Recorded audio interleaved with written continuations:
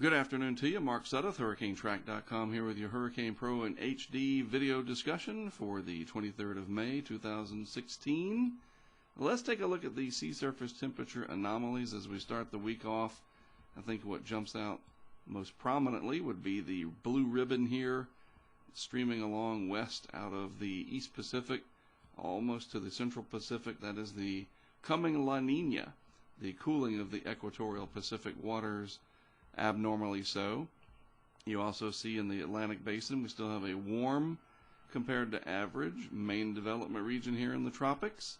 Still kind of cold up here in the northeast Atlantic, the subtropical Atlantic warm, the Caribbean warm, and most of the Gulf is in fact warm. So a lot of different signals suggesting a busy Atlantic season, a few that would suggest maybe not so busy. We will have to see how it all pans out over the next several months. Of course, the East Pacific hurricane season began on May the 15th, and we still have about 8 days or so to go until the Atlantic season begins. Part of the, I think, process that's going to shape what happens this year in the Atlantic Basin especially will be this coming La Nina. This is the very latest subsurface map from the Climate Prediction Center, and you can clearly see all of this very cold water. This is the surface of the Pacific, and this is about 240 meters deep. So this is a nice cross section showing all this cold water relative to average, with only a little bit of this warm ocean heat content holding on in parts of the Central Pacific. This will give way eventually to all of this cold water as it makes its way to the surface, and we should see a fairly stout La Nina in place by the fall and certainly by next winter, and that should mean more favorable upper level winds for the Atlantic hurricane season and more activity perhaps. Never a guarantee, but usually when we see these La Nina patterns coming on, it is typical to see a busier Atlantic season ahead. So this is the last 10-day time period in the month of May, and this from the National Hurricane Center's climatology section, showing the different areas that have developed over the past 100+ years, these points of origin. A lot more of them in the Eastern Pacific during this 10-day time period. There's a handful here in the Western Atlantic Basin. Luckily, right now, nothing going on in the Eastern Pacific. As you can see here, no tropical cyclone activity expected there in the next 48 hours, so that's good. Probably not until we see a more favorable MJO or Madden-Julian oscillation upward motion pulse kind of come through an area of enhanced convection. We're just not seeing that right now, so things are generally calm. And looking at actual sea surface temperatures, only these areas in purple here are slightly below the threshold of around 80 degrees Fahrenheit for tropical storms and hurricanes to develop. So the rest of the Gulf and the Bay of Campeche, Northwest Caribbean Sea, ready to go. Most of the Atlantic Basin, we'll say south of about 30 degrees, 32 degrees, something like that latitude here. Most of the area south of here is warm. It's off the map, obviously. Warm enough to sustain development, but this shows a sort of a nice juxtaposition of the very warm Gulf Stream here, where temperatures are in the 70s to low 80s, versus the cold Northwest Atlantic waters butting up against the Mid-Atlantic and New England states. Farther to the south, though, things warm enough, generally speaking, especially down here off of Florida, for people to enjoy the beach without being too cold. The upper ocean heat content starting to expand and really take up a good deal of the Atlantic right now as we get ready to start the Atlantic season.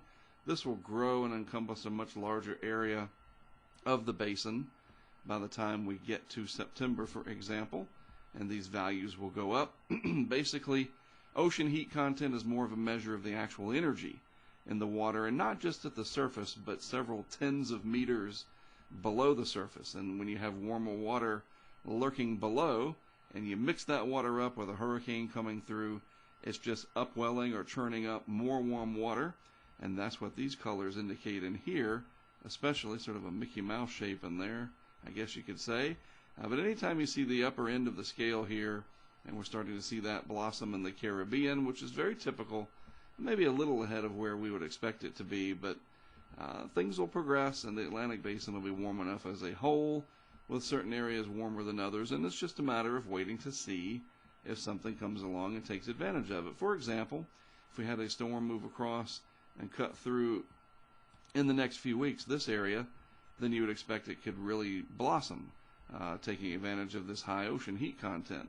Conversely, if you had something come out and try to turn between Bermuda and Hatteras, for example, a little bit of ocean heat content in here, not so much offshore, so it wouldn't have as much energy to work with. Hopefully that makes sense.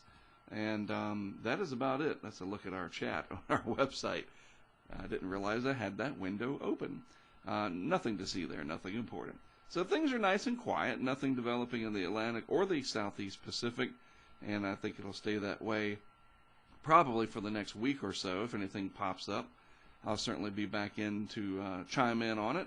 Otherwise, these updates, again, as I mentioned last week, are generally going to be weekly, hopefully every Monday. I'll take a look at what's coming, what's shaping the season ahead, etc. And then if something does pop up on the radar, then we will talk about it. Until then, enjoy the quietness. It's a good thing, because I think this year has the potential to be busier than we have seen in recent years in the Atlantic Basin, and typically the Southeast Pacific is always busy. It's just a matter of where the storms and hurricanes track.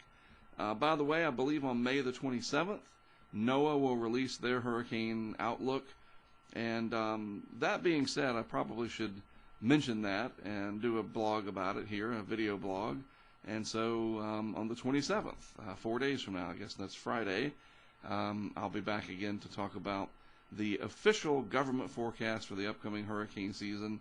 It's more than just about the numbers and how many storms or hurricanes they're expecting, but the conditions that they are seeing and the probabilities of each puzzle piece playing into what may shape the season ahead. I want to be able to explain that.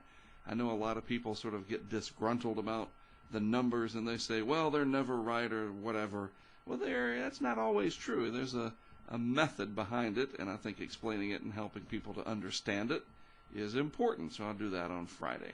All right, until then, have a great rest of your week. Thanks as always for tuning in.